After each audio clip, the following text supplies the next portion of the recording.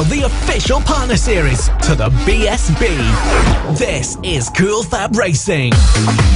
Good morning and welcome to the Cool Fab British Mini Bike Championship. It's the final round of the season, round 8, coming here from Rowrah. We've got bike racing all day for you today. From the AC40 Pros, the AC40 Rookies, we've got the GP50s, the GP70s and the Junior LC40s. It's going to be a packed day of racing. There's 10 races to get to. They've all got 2 each. 5 classes times 2 races means 10 races. It's going to be action-packed. But before we get to the races, we've got a little treat for you. We spoke to 2 up-and-coming British talents, both of which have come straight from the Grassroots Championship, which is the Cool Fab Mini Bike Championship, starting with Max Cook and then on to Charlie Nesbitt. Take a listen. Max Cook, who has had a bit of a stellar season in Britain, both here in the Cool Fab Championships and also in the leading British Superbike Championship. You finished as your standard class winner. How did that feel when you finally wrapped it up, because it's been coming for some time? Yeah, it was pretty amazing really, with all the hard work that my family, the team, myself have all put in, just finally paid off, you know. I mean, everyone that I'm with has done the best they can, and you know, it's all paid off, so really happy. What's the next step from here? Are you going to look at going maybe to Spain? I hear you've qualified for the Red Bull Rookies anyway though, so is that... Yeah, that's right. So well, then this week I've been at the Red Bull Rookies selection event in Almeria, and fortunately I've been selected for that for next year, which will run alongside the MotoGP. So that'll be all over Europe, which I'm so excited to get started next year. And also alongside that, I've been selected for the British Talent Cup, which is amazing really. So you get 2 free rides as well, so it'll be a lot easier for my family next year. So yeah, really happy with that. With you also being selected for the British Talent Cup, you wasn't the only one in the standard class to do that. You was selected alongside Thomas Strudwick, who's had a really good end to the season as well. Does that feel like quite reassuring that not only have you been picked for the big Red Bull Rookies, but you can stay in Britain as well, race with people that you're familiar with?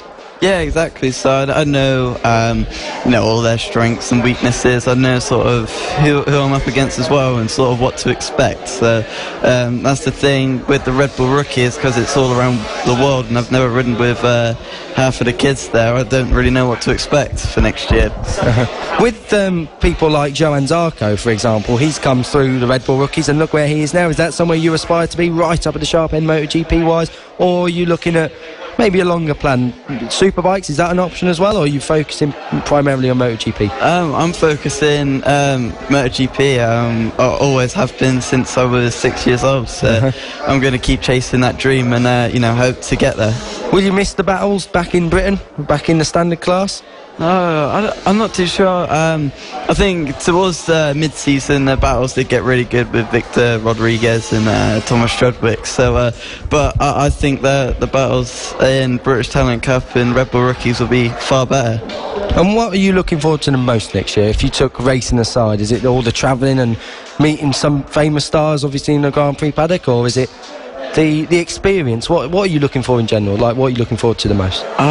Well, racing aside, I would say I think being in the MotoGP paddock, it just feels, like I've actually, got somewhere. I think being in MotoGP, seeing, Rossi there, and seeing all the races on the track around the world, I think that would just be amazing, really. Yeah, and that's obviously where you aspire to be. So is it quite a reassuring thing that you've got to where you wanted to be, and like now you can really start the hard work and not come to like rainy days in Cumbria, miles away from anywhere? I'm really looking forward to it now. Yeah, so I think I don't know. I don't know what to expect at the minute, but I'm just keeping my hopes high, and I'm extremely excited. And final question, we've spoke about this year a little bit, but sum it up as a whole. You've been here, you've been in the standard class, dominating it. So how's it been this year? Has it been a harder or easier than you thought?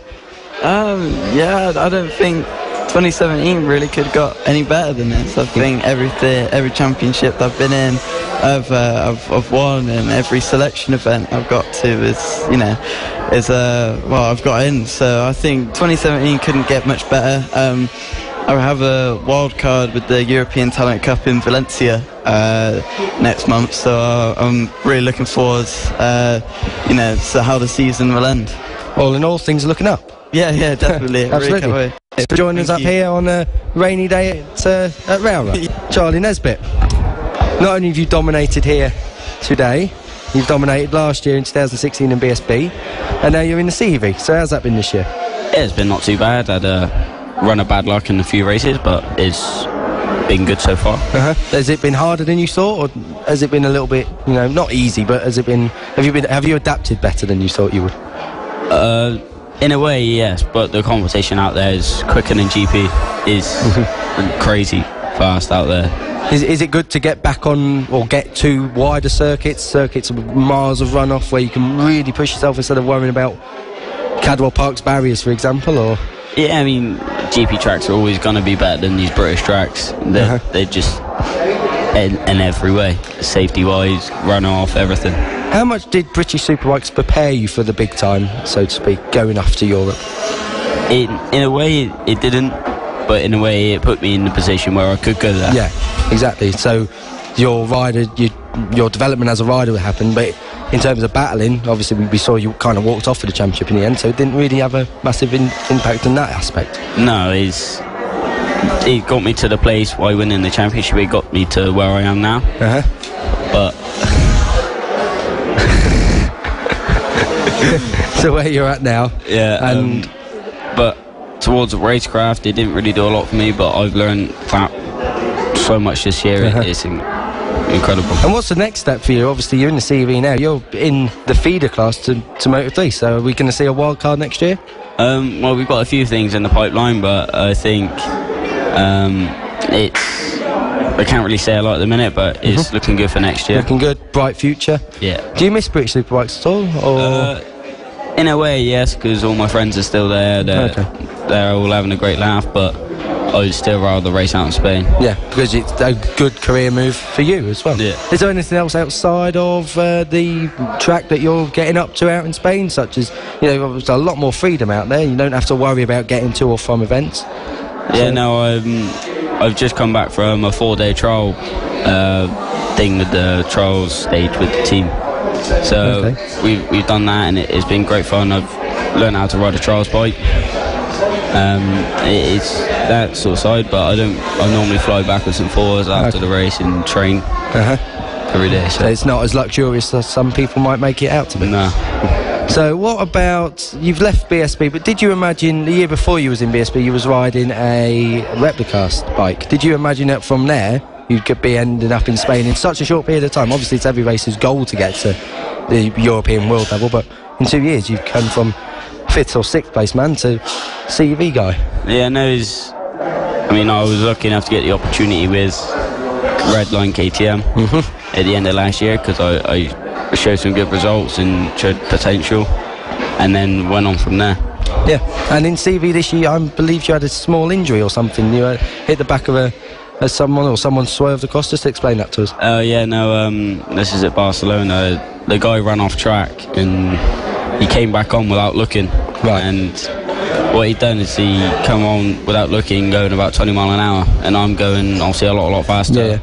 And as he's gone across the track, I've hit the back of him and broken the back of my hand, fingers. So that was a bit of a hindrance then, to say the least. But are you all okay now, and is it looking... Yeah, no, it's all sweet now. I was back at the next race, ready to go. Yep, and you got one round left, I believe, Valencia. What's the expectation there? What do you think you can do there? I'm hoping to be fighting. Okay. And, I'm joining someone else this weekend, actually. Alex Ravey, you're here. You are a resident Cool Fab expert. What are your highlights from 2017? It's been a fantastic season, to say the least. Well, I think, to be honest, just the pure quality of seeing the progression of the riders coming through is the principal highlight. I think for today, what we're looking forward to is seeing the remaining titles being decided, because across the final 2 rounds, of course, we've started to see respective categories, starting to resolve themselves. So, as for today's racing, we've got 3 titles to be decided: the AC40 Rookies, the Mini GP70, and the AC40 Pro. The other 2 taking to the track are already settled, as we saw at the previous rounds. Exactly, and it's them 3 championships that we're looking at today that are arguably going to be the most intriguing to watch, but that doesn't take away that the action elsewhere in other championships will not be just as good, because a lot of people out there, like we say, to prove a point. Yeah, we're talking about the Mini GP 50s and the Junior LC 40s, the other two categories that will be taking place here today. Of course, the adult classes, we saw those here yesterday, with a little bit of a change in structure of the weekend just to enable the adult racers to take to the track yesterday when the conditions were a little bit poorer. Today, the weather is a little better, although it must be said that in terms of wet weather, we're still going to have a damp surface for the riders to tackle, maybe fewer puddles than yesterday, but most importantly less wind. And how much do these difficult track conditions play on all the riders' minds? They've got to obviously suss it all out, they've got to decipher what they can, but they're still very young riders, and that's got to be a very, very tricky situation for them to try and negotiate themselves around. Yeah, although to be fair to them, they've had the practice sessions, the qualifying sessions. They've had a warm-up session this morning as well before their second qualifying session. So, not to mention the fact that they've already been here once this season, back in May, which was the third round of the 2017 season. So, I wouldn't think that would be playing too much on their minds. Plus, of course, the championship's on the line in 3 of the 5 categories that we've got today, so I think that caution will probably be thrown to the wind, quite literally, in the windy conditions we have this weekend.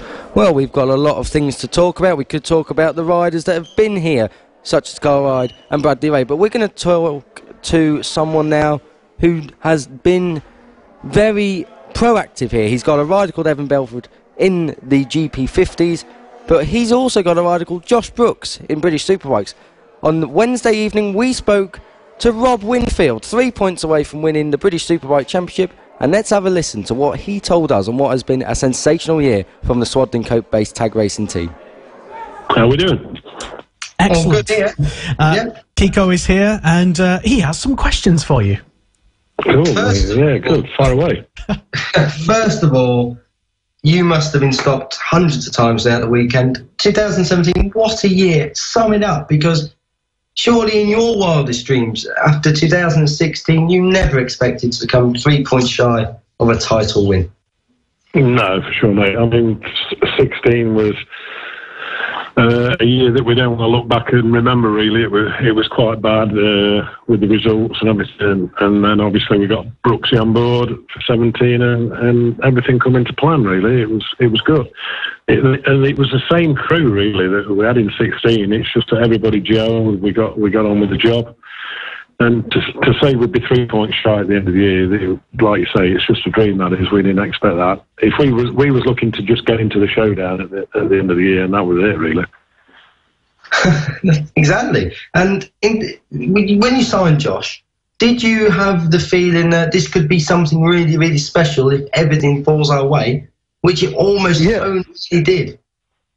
Yeah, for sure. I mean, like I say, it couldn't be any worse than we had in 16. It was very frustrating for everybody in 16. And once we got Brooksy on board and we knew we had to up the game a bit and pull everything together and make it happen. And like I say, to get in, we was just planning for the showdown, really. That's where we was. And we'd take it from there if we got in, and to have some podiums through the year would be really great. But it's been quite exceptional. In terms of knowledge and experience and even, I suppose, publicity, how much has Josh Brooks contributed to the team? How much has he brought to your squad for 2017? Yeah, he's put a lot of knowledge, obviously, because when he rode the Yamaha in 15 and won the championship, he's put a lot of that understanding over to us, not for us to change for us, but for how we wanted to ride the bike, really, and how we wanted to settle on the bike, so we could relate to how it was in 15. Exactly, and as well as that, Josh had the previous Yamaha knowledge, and you'd worked with the Yamaha for a year. So did your guys know that? Okay, well, we know not what to do for 2017. Yeah, we had a lot of knowledge, obviously, from 16, but then Josh brought what he knew to it, and we put everything together, and obviously he then took it to another level. And the guys adapted to him as well, so it made it a good team combination, really. Indeed. Yeah. Sorry, go on. Yeah, that's what it was all about, really. Everybody pulling together, from the tyre guys to the truck drivers and everything, all the crew chiefs and mechanics and And Gary, my son, who runs the team, and because he did a lot with the electronic side, and then obviously Josh brought Stuart in, his crew chief from 15, and he joined the team and everybody, and it was one big happy family. It was good. It really was, and probably the happiest moment of the year was Thruxton Race 1. Your first win in British Superbikes. How did that feel, seeing that? Yeah, for sure. It was amazing. I mean, to do what, to come through from where he was in sixth and start on the lead and to carry on and win, it was amazing. It was just, that was unbelievable. To me, we got that right, because Thruxton's quite an hard circuit for the tyres and suspension and everything, really. But it's actually Josh's favourite circuit. Yeah. And we said if we're going to go well, we're going to go well there. And we just made sure everything was right, fresh engines. So, because Thruxton's quite demanding on engines and everything, and obviously we dialed everything in, and it come good. And then unfortunately in race 2, he lost the front end in that left turn, and subsequently we didn't score any points. That was it. And you say race 2. What have been those difficult points of 2017? I mean, I suppose looking back on it with hindsight, Cadwell Park must have been really difficult, considering Josh has gone so well there in the past. Yeah, Cadwell Park, we had an up and down thing with Cadwell, and the same with Alton, really. We had a bit of a suspension issue, which we thought it was rear suspension at Alton, and it emphasised it more at Cadwell. So we changed the bike dramatically for Cadwell, just to try and adapt it, but it didn't work, to be honest. It was a bad meeting for us, that was. It was, but as well as Josh's success overall, Sean's been riding really well this year. In fact, I think the statistic was out of Thruxton in race 2, his fastest lap was quicker than James Ellison. So Sean's been having a good season too. Yeah, Sean's dug in, especially at the beginning of the year. He's been scoring points and setting his new lap records that he did from 16, and just keep pushing forward. And then he was telling me that then he started out, he had a few offs, a few accidents, and the trouble is that the accidents he was having was quite high speed ones, and he was getting a bit battered and bruised, and then subsequently the races come together close at the end of the year, and there's not much time to recover, is there, from when you have a bad knock? That's the trouble. Indeed, and you know, as much as his knocks have had an effect, he's battled on, and you know, when he came out for the weekend at Assen after his big crash on Friday, you know, I can believe it when he was riding on Sunday. So he can do it. That was a massive one. That was, and everybody come to the garage after and said, "Oh my God, that was seriously quick." And he dug in. We got the bike ready, and then got back out there. And that is the best thing to do if you're capable of getting on it and pass fit by the medics. And obviously we come back to the UK then, and he was still injured. And even at Brands at the last round, he was still carrying some injury due to that. With his foot was really still swollen and limited movement on it. And part of his hand was as well, so that's why the results didn't come from that onwards, really. How much goes on behind the scenes? Because obviously what we see and what I've seen this year is me at the weekends I've come to see you or been at home and watched you on the telly. But what goes on when you're away from the circuit? How much effort goes into making sure that bike is absolutely bang on for Josh and for Sean, and how much effort goes in personally as well? Because I think I heard you'd gone all the way down to Kent midweek and back again. On anyone else would be sitting at home worrying and nervous about. We was back down. We was down in Kent doing a job for my welding company, and we did a 17-hour shift that day, and then we drove back, got the campers, got the caravans and everything, and the trucks, and then we left for Brands, and then it was full on again. But in between that, obviously, the guys back at the workshop, the bikes are stripped down to the frame and rebuilt, and everything checked and greased and put together, and the engines, they're obviously monitored for mileage. And towards the end of the year, we didn't even take any risks with engines. We didn't take them to the mileage that we normally did. We refreshed them early with pistons, rods and shells around the crank, and then new valves as well, just to make it doubly sure that everything was all right. Exactly. And how much does all that kind of mean to you when it does go right? You know, you put all the effort in, and when you see Josh Brooks winning the last race of the year, or winning at Thruxton, or wherever it will be, what does that mean to you? Well, that's amazing. I mean, when you're working through the year, I mean, you always have some lows. Every team has lows, and then once you have one good result, it just picks everybody back up again, and you're up there again. So it is quite special. And to be honest, it's not for me or Trace or Gary. It's for everybody involved, really. It's all the team. It's one big team, innit? It's everybody that counts. And without them being there, the team's not what it is, for sure. Yeah, quite right, because at the end of the day, it's a team effort, and everyone has a little bit to chip in, whatever their skill set is. Yeah, for sure. No matter what part they're playing, they're all there to do a job, and the guys that have done it this year are just amazing. They've all got on and done it. No quibbles, no arguing. They've just got on and done what they've had to do, and done it a top job as well. Can't fault any of it. Absolutely. One question I think everyone wants to know is, you are a privateer team that you don't get no support off Yamaha, very little support off Yamaha, and to beat the factory-supported team, that must mean a lot to you. Yeah, it was good. I mean, like I say, we don't get any help off them at all. Whether that will change now that we've kind of proved to them that we mean business and we can be there, and with a little bit more help, then we could probably do it again or even better. Who knows? You never know. It's racing, isn't it? But to have some help would be incredible. But this year was nothing. We didn't have no support or nothing, and to keep getting the results and doing what we did. Not just against the other Yamaha team, but all the other constructors there with Kawasaki and Honda and BMW and everybody. Just incredible to have fastest laps and race wins, and even just podiums, and just keep knocking the points up through the year to make sure that we was in the go-down. I mean, you look back at the stats, and there was only 2 riders in it that haven't been out of the top 6 all year. That was Josh and Leon. And that's quite an amazing thing for saying that, like you say, we was a privateer team with no support, just limited sponsors and help people like Anvil that come on and chuck me in and advertise, and we give all that stuff too, and it works well. Yeah. How much do all them sponsors mean? Because without the sponsors, you wouldn't be going racing at all, would you really? Correct. No, they're as much a part of the team as every member.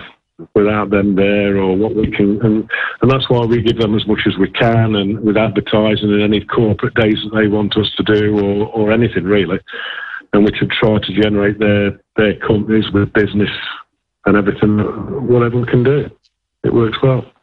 Yeah. At what point of the year did you start thinking this could happen? Josh Brooks could do the big one for us this year. What did you ever think that at any point in the year, or even in the final? I didn't, to be honest, because obviously like I say, the main goal was to get in the showdown, and then we got in it.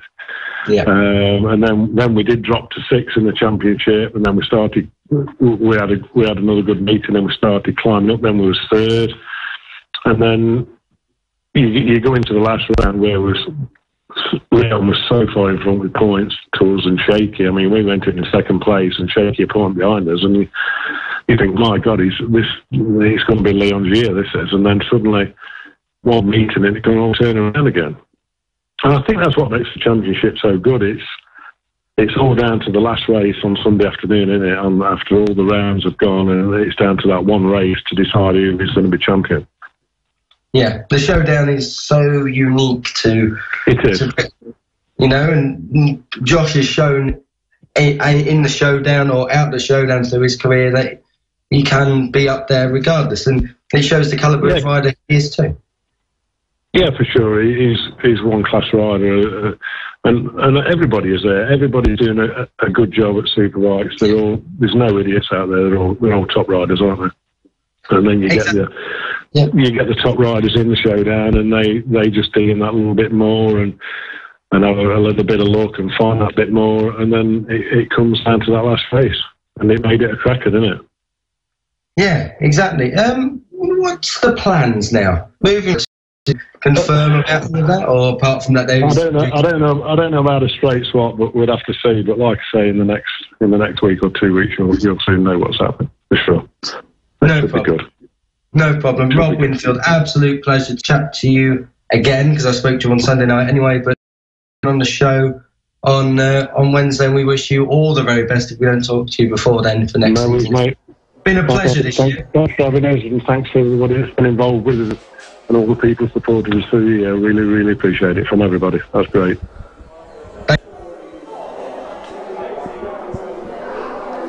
Well, what a great insight that is to someone who runs a British Superbike team and the great success that they've had this year. And it kind of offers the question, that doesn't just have to be that team, that could be any other team in the paddock with any other rider from anywhere in the world, whether it be Australia or whether it be Cool FAB-Racing. And it could be today's results that decide where their futures go.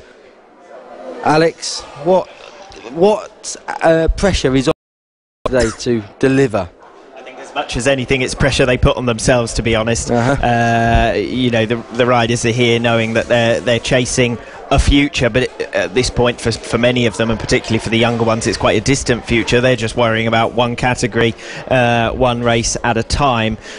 Just in terms of where we are in today's action, just completing the last round of qualifying 2, so the riders in all of the 5 categories had a qualifying session late yesterday afternoon when the conditions were a little bit better than they'd been during the day, with then a second qualifying session this morning after a warm-up, just to reacclimatise and understand the difference in the track from yesterday to today. Now completing the second qualifying, and of course the times, as always in Cool Fab, the qualifying 1 times will then be merged with the qualifying 2 times. The best time from the 2 sessions combined then determining grid position. So at the moment we're watching qualifying 2 with the junior LC40 category. These will be the last out onto the track for race action. We'll return first to the AC40 categories, so the AC40 Pros and the AC40 Rookies, then the 2 Mini GP categories, Mini GP 50 and Mini GP 70, and now of course we're on the junior LC40 category.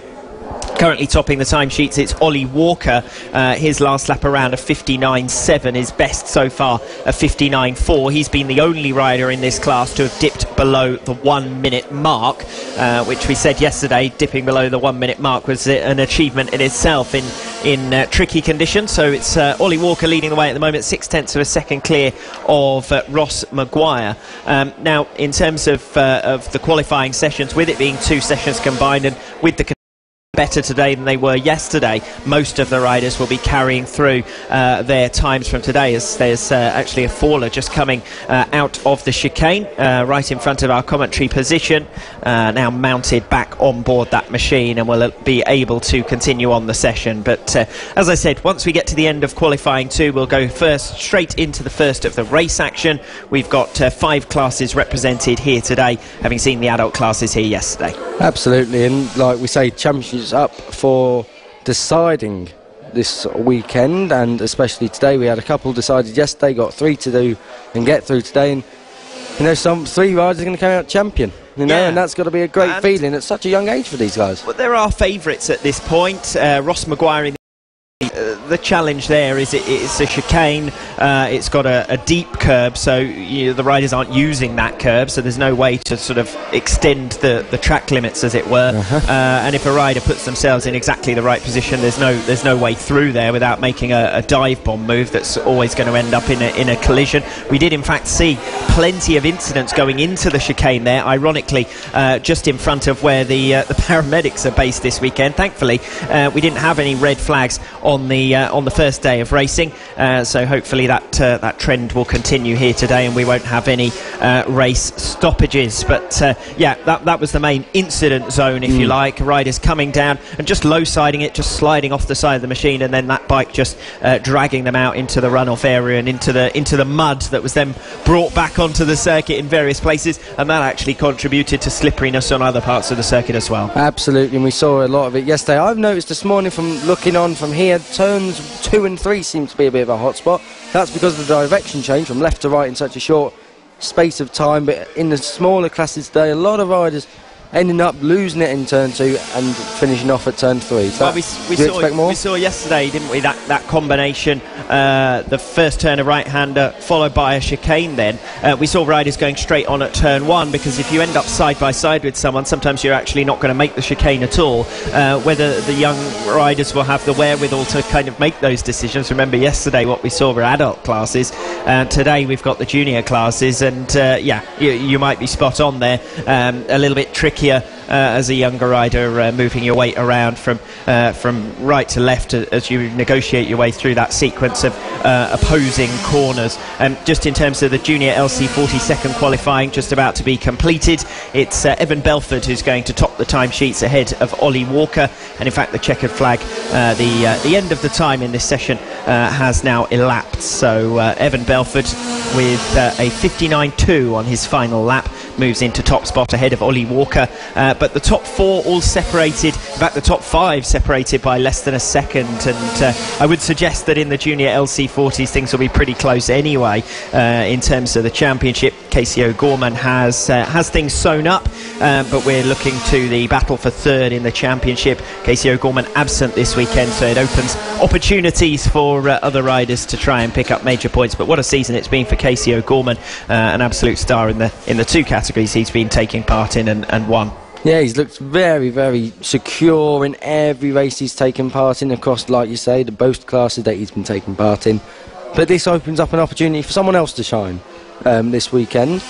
Who do you think will replace him as number 1 this weekend? Well, I mean, the expectation will probably be around Ross Maguire. He's finished 6th position there in that qualifying session, and we'll see him out in the very first race of the day, the AC40 Pro's first race, and actually Ross Maguire is the title favourite there, so may have an opportunity to seal the crown with a race to spare if he can do the job in race number 1. The 2 AC40 categories first up, the AC40 Pros and then the AC40 Rookies, then the 2 Mini GP categories, the Mini GP 50s and Mini GP 70s, and at the end of round number 1 will be the first race in the Junior LC40 category. The plan, as I've heard it from Race Control, which is below us here in our commentary position, would then be to have a short lunch break, a bit of respite between the 2 rounds of races, and then to get underway this afternoon with race 2 in all 5 categories. And that, of course, is ahead of celebration time here this evening, as the championships will have all by then been decided. We are here in Rowrah for round 8 of the 2017 Cool FAB-Racing British Mini Bike Championship, and 3 of the 5 categories that we see taking place here today, the other 4 having taken place yesterday. 3 of those 5, as I said, are set to be decided here in Cumbria. Absolutely, and you mentioned a lunch break there. We're not going to talk about lasagnas and fish and chips. I was wondering where you were going with that. But we have no rain expected for today. Does that mean the track will dry out over that lunch period, or are we still going to have... Because we can see at the moment a bit of a drying line towards the far end of the circuit, but is it going to dry out enough, do you think, for some big times to come in? Well, we've not got any sun. We might not be raining at the moment, but there's dampness in the air, and there's no sign of any sunshine. So I would be surprised if it really dries out to any great extent. It still looks fairly slippery, even on the drier line. There is an evident drier line, as you said. I don't disagree with that. There's an evident drier line where the riders have been going through in warm-up this morning, and also the second batch of qualifying. Offline, it's really treacherous. You can see actually the standing water there, and puddles, particularly off the circuit now. So if anyone gets it wrong and ends up way too wide, then they're going to have that little treat. Indeed. On to a different subject now. A lot of the British Superbike teams have support of one rider in various different categories, and how good is that as a stepping stone, and the connection that you have with, say, Motor Rapido? They run Ollie Walker, they also run John Hopkins, the next Grand Prix superstar. That's got to be so good for this championship as much as the individual rider. Well, Cool FAB-Racing itself, the Cool FAB-Racing British Mini Bike Championship is a feeder series, a support series effectively to BSB, so that's about creating a passageway for the young riders up through the ranks, and then, as you know, when they get to BSB, there's another, series of stepping stones that they need to make their way through towards the elite British Championship class. But for the young riders to have that link up gives them a clear progression, if not literally, then at least in their mind, of working their way through the classes with Cool FAB-Racing here, and then once they go, we've seen examples of riders such as Danny Kent who've made their way up through Cool Fab and moved on to great things within the sport. So absolutely no reason that won't be the case for some of the young talent. I mean, Casey O'Gorman, a standout star, riders like Ross Maguire as well. I'm sure we'll see them on our screens in the future. Absolutely, and it really is so good to see the progression of young riders and not see it wasted, because in the past we may have seen that some riders have kind of slipped through the net in terms of getting a competitive ride or being given a chance. But that's so good that the Cool FAB-Racing promotes to the British Superbikes. Yeah, there's an inevitability about elite sport that for every one that really does make it, there'll be 100 that don't. That's just the way things are. But they've got the opportunity here to show what they're made of, to learn different types of circuits. Of course, with it being Great Britain, to race in the wet weather, to race in challenging conditions. I know some of them disappear off to Spain as well for the other side of things, racing in the heat and that side of things. But all sorts of different conditions, all sorts of different types of circuits. Visiting Rowrah for the second time this season, but otherwise Red Lodge was the only other venue we visited twice, so 6 different venues in 2017. A real opportunity for them to learn the ropes at this early stage in their development as riders. Exactly. You mentioned wet weather there. Fun little fact for you now. While we've got not much track action apart from a little bit more rain coming down, you've got the Shell Asia Advanced Talent Cup, or something in Malaysia. It's a bit like a scooter championship on roads. Well, if you look at Kyle Lee Dampawi in Moto 2 now, ex-Moto 3 rider, the reason that Malaysian riders are so good in the wet is because they actually have their wet races on dry tyres. So, we think these guys out there are skillful.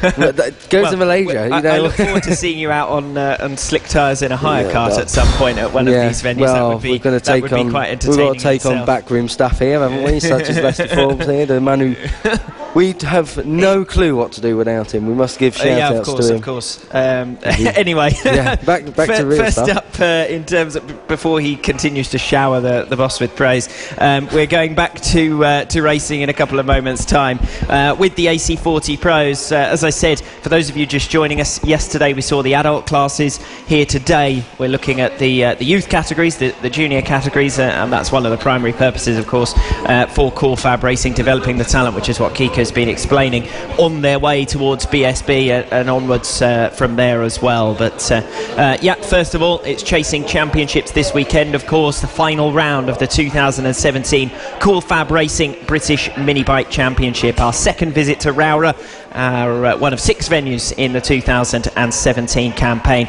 Up next, the AC40 Pros then. And this is where Ross Maguire can start to think about his championship bid. He'll be starting on the front row of the grid alongside Eddie O'Shea. So the two main rivals in this title fight starting, locking out the front row. Directly behind them in the championship itself is Ollie Walker, and he lines up directly behind them on the track. So the championship favourites have done the first part of their job, which is to do the job in qualifying. We know that qualifying determines the starting positions not only for the first race, but also for the second race. So Ross Maguire in a good position there, knowing that he only needs a first or second position finish in this race number 1 to guarantee the crown. What's the right strategy? To go away and try and win it, or to let Eddie O'Shea go and hold on to second? That's the points he needs. I'm sure a young rider most likely is going to go all out to win. I'm sure he is, but sometimes, showing a bit of calculation, a bit of thought can be a bit more beneficial, because, if you've been so successful over the whole season, why do you need to change it? I think a lot of riders, and I think a lot of teams, especially the ones that have riders down here, are trying to push towards riders just saying, treat it as any other weekend. Don't hype it up. Don't put so much pressure on yourself.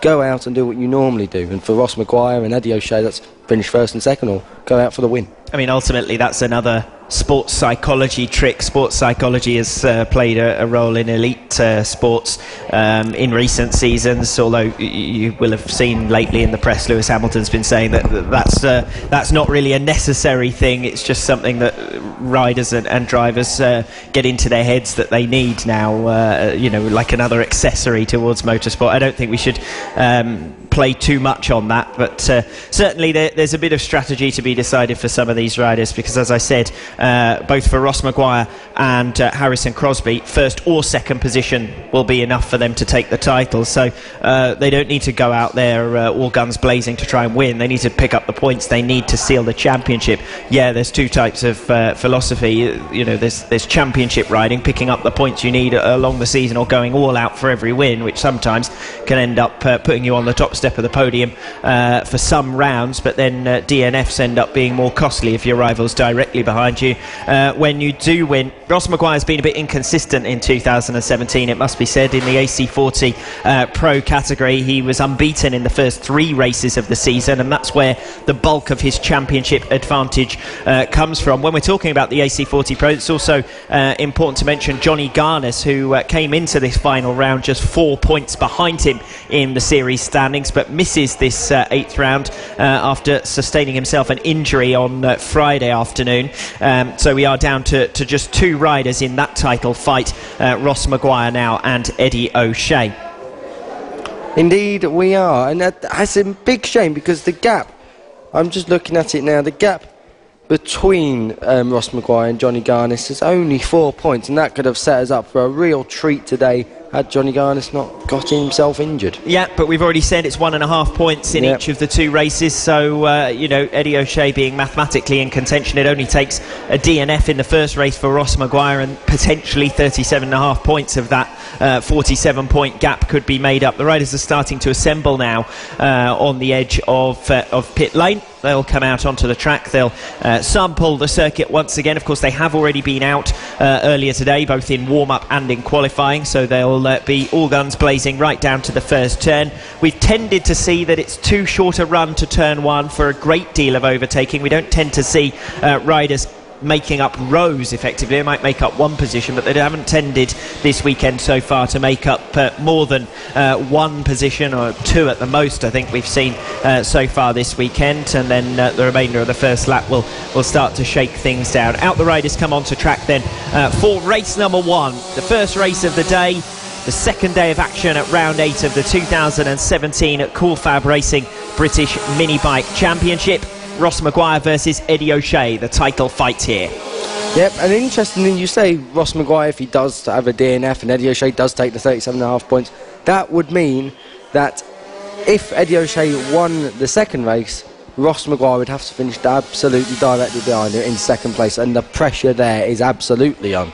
Yeah, Ross Maguire is going to be keen to do the job right in the first race here. It is quite a big grid, so if you end up further down the order, it's going to be hard work to make it back. But the top 2 in the championship fight have made it onto the front row, and now it is a straight shootout seemingly between Ross Maguire and Eddie O'Shea, certainly in the context of the series standings overall. And Ollie Walker behind them has already settled himself in 4th position, so separate battles further down the order for 5th in the series standings and down. But the focus here will very much be on Ross Maguire versus Eddie O'Shea for the championship fight, the 2 riders lining up on the front row. Remember, in terms of permutations for the title race, Ross Maguire can seal the championship crown with a race to spare if he finishes in the top 2 positions here. Eddie O'Shea lines up alongside him, and it's quite straightforward for Eddie O'Shea. He needs 2 race victories. He can't afford to drop points either to Ross Maguire or any of the other riders in this race indeed.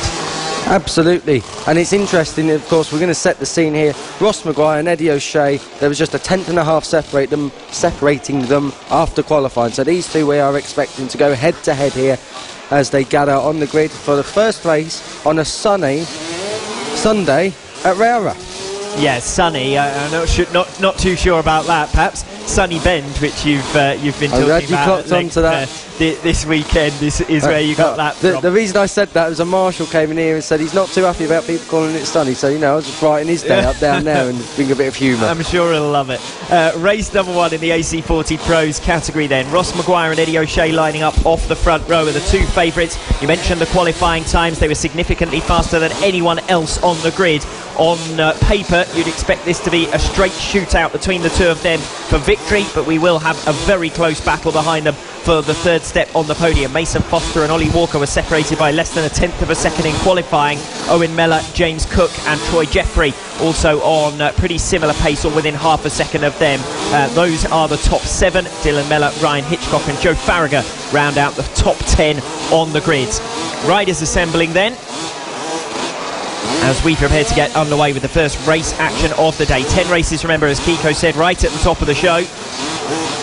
Riders signalled to watch for the lights. There's some creeping further down the order. And that is a great start from Eddie O'Shea. It's O'Shea who leads, and Ross Maguire has dropped 2 positions off the line. In fact, possibly 3 positions as they make their way through the switchback for the first time. Not a great start at all for the championship leader. Well, he might not have been planning to let Eddie O'Shea go and just take the second position he needs, but if he can work his way back through to P2, he'll be happy enough with that. Absolutely. Eddie O'Shea got a flying start there. It was Mason Foster, I believe, who got also a great start from row 2. But what about that? Eddie O'Shea doing exactly what he needed to do to keep this championship alive. Ross Maguire didn't get a good start. He was forced into the first turn. He's now recovered 3rd position, though, Ross Maguire, back up into P3. So the championship favourites in 1st and 3rd, as they are actually in the point standings. But it's Eddie O'Shea who's got work to do this weekend, who leads the way. And now Ross Maguire trying to recover 2nd place. Let's see what he can do through the final sequence of turns on this lap. He was within a bike's length coming off the Sunny Bend, as it's known, round Paddock Bend now, looking down the inside line. Can he recover 2nd as they come across the start-finish line? The answer to that is yes. Mason Foster drops back down to 3rd position with Ollie Walker and James Cook tucked in behind. Ross Maguire has now recovered 2nd position, and as we've already said at length, this would be good enough for him to seal the crown with a race to spare. Does he now need to go off after Eddie O'Shea? It's a 2-second gap that he's got to try and recover as they go practically side by side for 3rd and 4th. Exactly, and this is where we'll see the intelligence of Ross Maguire. Will he sit and stay in 2nd, or will he go all out to sign off in 2017 with a win? Will he want to win the championship safe, or will he want to do it in style and take the win? Battle at the moment is for 3rd and 4th positions between Mason Foster and Ollie Walker. Those were the 2 riders on the 2nd row of the grid. They've ended up back in 3rd and 4th positions now after Ross Maguire recovered positions at their expense. Maguire has gapped Foster and Walker, as you might expect, bearing in mind that they were over 2 seconds slower during qualifying than the top 2 in this race, and indeed on the grid, Eddie O'Shea and Ross Maguire. 3rd place then still with Mason Foster, under some pressure here from Ollie Walker, who's got a good run through Paddock Bend. Walker looks to the inside down into turn 1, but can't make the move for now. No, he can't, but Ross Maguire, we asked the question, will he set off after Eddie O'Shea? The answer is yes. He's just done a 1 minute 1.180. That's 0.2 of a second quicker than Eddie O'Shea. Ross Maguire wants to take this win. He wants to win the championship, but he's going to do it in style, like we said. Will Eddie O'Shea stay with him? Will he even bother to fight him? He has to, really, but there's no one behind him to help him out.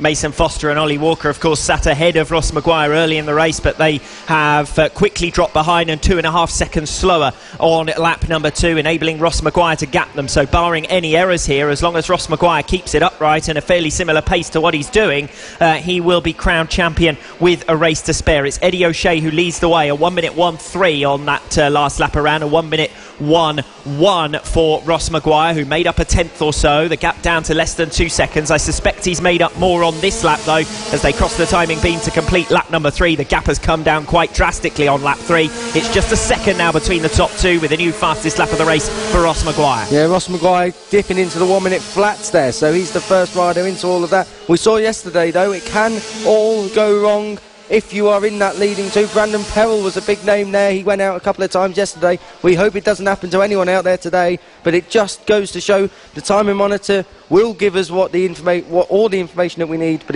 it's what's happening out on circuit. Mistakes can be made.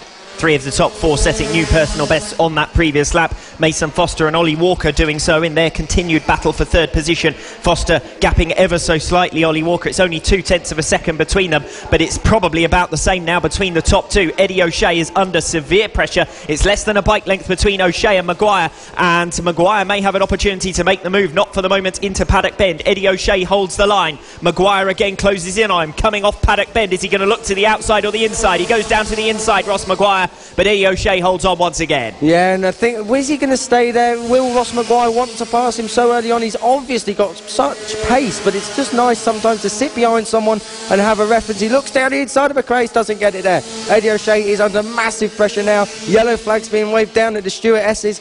I can see, I think there's someone gone down. We don't know who. He's up and okay. Meanwhile, back at the front, Eddie O'Shea still holds on from Ross Maguire. And Maguire's dropped back slightly, coming through the area where the yellow flag was being waved, and then down through Iredale's, and that may have cost him a little bit of time. There was only 0.1 of a second between O'Shea and Maguire at the end of lap number 4. There's probably fractionally more than that at the moment, but it was through this latter sequence of twists and turns, the most technical area of the circuit, as again Eddie O'Shea just runs a little bit wide coming into the complex, and Ross Maguire closes right back up again. Will he have another attempt through Paddock Bend? We've said it before, we said it in the introduction to this show, it's really tough to make a move off Paddock Bend. Maguire's going to have a go though. He's side by side, he's down the inside, he has to back out of it. He was even closer that time around than he was on the previous lap, less than 0.1 of a second across the line. I thought Maguire was more or less alongside, but not quite. It's O'Shea who holds on. Maguire again looking to the inside line, but he tried that move into McRae's last lap around and it didn't quite work for him on that occasion. He's going to have another go bombing down into Iredale's, but this is where O'Shea managed to gap him slightly last lap around, and it looks as though it's been the same again on lap number 6. Going to be very interesting if Ross Maguire does get through. What will Eddie O'Shea's response be? Will he just try and sit behind him and attack into the latter stage of the race, or will he try and fight back straight away? In my opinion, he's got to break the rhythm of Ross Maguire. He's obviously got superior pace. He has to get ahead of Ross Maguire if Maguire does get past him as quick as possible.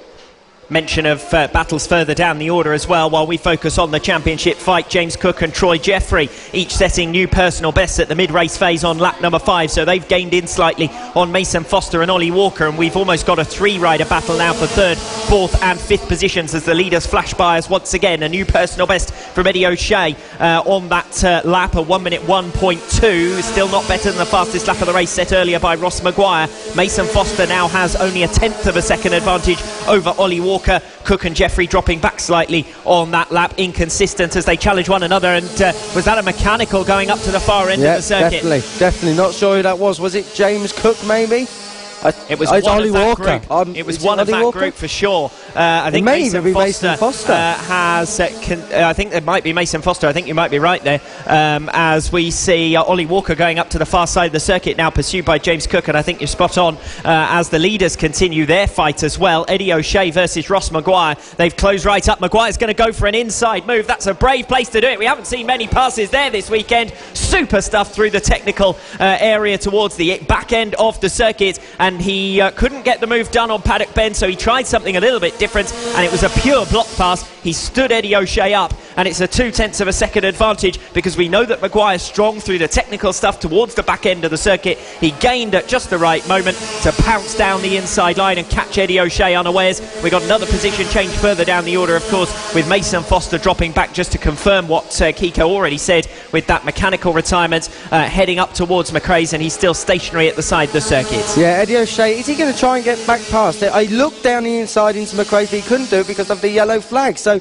he's alongside, he's into the stewardess. Is he going to fight back? Yes, he does. So Eddie O'Shea straight away back through, blocks off Ross Maguire. Maguire, does he take it back? Maguire attempting to respond. No, he's held it. This is the portion of the circuit where he made the overtaking manoeuvre last lap around. They're coming through the twisty stuff. He's going to do exactly the same again. The pair almost touch, and Maguire again forces his way through down the inside. O'Shea's going to look to respond, goes for the outside line into Paddock Bend. Will it be a classic switchback? Maguire manages to hold the racing line. O'Shea working hard there on lap number 8. It's a 0.1 of a second advantage for the race leader, Ross Maguire. But this championship fight, well, Eddie O'Shea is keen to not let it slip up too early. Again, they're side by side up to the far end of the circuit, down to McRae's, who's going to lead it coming off the turn. It looks as though O'Shea has missed out, although he is going to attempt to fight back into Iredale's once again. Excellent racing between the two championship contenders, but now that they're 11 seconds clear of the rest of the pack, it's hard to see past Ross Maguire taking the top 2 position he needs to seal the crown. Yeah, Eddie O'Shea has got the lead back, but will we see Ross Maguire do his trademark move down at Sunny Bend? Will he get the run down the straight? They're coming towards our commentary position now. It's Eddie O'Shea leading Ross Maguire. Ross Maguire doesn't look close enough unless he carries big corner speed through St John's, which he does, but he's just not quite close enough. We're coming down into Sunny Bend. Eddie O'Shea leads. Of course, this is the penultimate lap. Ross Maguire doesn't need to do anything too silly here. He has got one lap. He can sit in second and take the title home. Eddie O'Shea is going to lead for one lap more at least. The next time they'll be taking a checkered flag. 0.2 of a second between them. A new personal best again from Eddie O'Shea, a 1 minute 1 flat. Ross Maguire fractionally slower, of course, as O'Shea worked his way through. O'Shea is going to now meet lap traffic, but dispatches quite quickly coming through into McRae's, and that leaves Ross Maguire waiting for another opportunity to come through. Maguire knows he only needs a top 2 finish, but it hasn't stopped him from chasing down and swapping and changing positions. A real risk for Ross Maguire. He's been going after the race win, but now it looks as though things are settled in the top 2 positions. There's going to be glory for Eddie O'Shea in this race at least. He's done as much as he can do in race number 1 in the AC40 Pros, but I don't think it's going to be enough to stop Ross Maguire from sealing the second place and the 30 championship points he needs to seal the crown. Yep, Eddie O'Shea looks like he's got this one in the bag, although Ross Maguire almost looks at the inside that I thought he was going to do. He's going to run wider and have an opportunity now into Paddock Bend, but he's not close enough, and Eddie O'Shea holds the racing line. One final drag race down to the line. O'Shea the leader, Maguire pursuing, but Maguire knows that second position is enough. A new fastest lap of the race on the final lap as he finishes just a 1/10 of a second short. It's Eddie O'Shea who takes the checkered flag, but Ross Maguire who takes the championship. The remainder of the pack filtering their way through. Ollie Walker, of course, benefiting from a retirement earlier on in the race. He takes third position, but only by 0.6 of a second ahead of James Cook, who came back at him in the latter stages. Troy Jeffrey rounds out the top 5, only narrowly ahead of Ryan Hitchcock, who set a new personal best on the final lap. The rest of the top 10 filtering their way through. Owen Mellor taking 7th position, a second further back than Ryan Hitchcock. Dylan Mellor and Joe Farragher next over the line ahead of Josh Bannister, who rounds out the top 10. But what an excellent effort that was from each of the top 2. Ross Maguire and Eddie O'Shea really going at it, swapping and changing positions throughout the race, even though Maguire only needed second position in the race to confirm the championship victory. He did what he needed to do in that regard. He still continued to attempt to fight for the race win as well. Eddie O'Shea won the battle, but Ross Maguire won the war, and what a way to do it. That is the mark of a champion, never giving in. Even though he only had to finish in second place, that was perfectly fine for him, but he wanted to win the race. He went for it, absolutely hammer and tongs down into that Sunny Bend. I think we'll start with renaming that corner Maguire's Bend, because he was so cool and calm and collected in today. He didn't make one rash move. They were all very calculated. The risk to other riders may have been to make the pass may have been a little bit higher, but Ross Maguire seemed to see that there was an opportunity and he took it where he needed to. But as you alluded to there, Alex, it was a fastest lap on the last lap. What a way to sign off from 2017. Of course, these guys have a race 2 later, and it's all for glory and pride. Well, it certainly will be for Ross Maguire. Eddie O'Shea still has the chase of second position in the championship, although it was Ross Maguire and Eddie O'Shea who were the 2 championship contenders going into that race. That's because of the absence through injury of Johnny Garnis, of course, and Garnis's 362 points mean that he is still in front of Eddie O'Shea despite O'Shea's victory there. So just a few points needed by Eddie O'Shea in the final race of the day for the AC40 Pros, but no doubt about it, Ross Maguire already had a 47-point championship lead over Eddie O'Shea, and taking second position there, he secures another 30 points, which means that by our reckoning, and purely unofficially of course, that should be job done for Ross Maguire. Absolutely, and we now look forward to the race 1 for the AC40 rookies. Harrison Crosby, Sullivan Mounty is your front row. And let's see, will we be in for just another fantastic race? That, I believe, is that championship going down to the wire? It is indeed. It is indeed. Harrison Crosby currently leads, and like Ross Maguire in race number 1, if he can take a top 2 finish, that should be job done for him as well. His main rivals, Luca Hopkins and Jamie Woodcock. So this is a 3-rider fight as opposed to the 2-rider battle that we saw last time out. There's separate races because there's various riders further down the order who have an opportunity to make it onto the championship championship podium, including Kyle Payne, Sullivan, Mounsey. But for the moment, at least, the focus on the top three in the series standings: Harrison Crosby, Luca Hopkins and Jamie Woodcock, all of whom are in mathematical contention for sealing this crown. 37.5 points available in this race, of course, which means that Harrison Crosby, with a 50-point lead, could seal it with a race to spare. Indeed. I think, can he get a third and still win it? Is that possible? Is that entirely possible? Or you'd have to tell me if that's the calculation you've done, but by my reckoning, 24 points. If he finishes in third place and Luca Hopkins wins, that won't be enough because he'd be 1 point short of mathematical certainty. Right, okay. So on the basis of a brief abacus mental maths style thing pre-race, Harrison Crosby with a 50-point lead at the moment over Luca Hopkins, a 70-point lead over Jamie Woodcock. It'll be a top two finish that will secure the title. If he takes third and other results go his way, then of course you're right, he could seal the crown. But if Luca Hopkins wins this one and Crosby misses out on a top two finish, it will go down to the final round of races, which is what a neutral would want, of course, rather than seeing the riders do exactly the job they need to do. But this is calculation as well. Ross Maguire, for example, in the last one didn't need to go mad trying to chase first position. He was just building up more points towards the championship victory, and well, he did well to take a damage limitation ride there, really, with second position. Now the focus is on whether Harrison Crosby can do the same and maintain some of his 50-point championship lead. His nearest rival on the grid, Sullivan Mounsey. Second row of the grid, Harrison Desoy and Kyle Payne. Now for the other two championship favourites, they start in 5th and 8th respectively. So Luca Hopkins starts in P5 and Jamie Woodcock in P8. They have a lot of work to do if they want to get on terms with Harrison Crosby, who starts here from pole.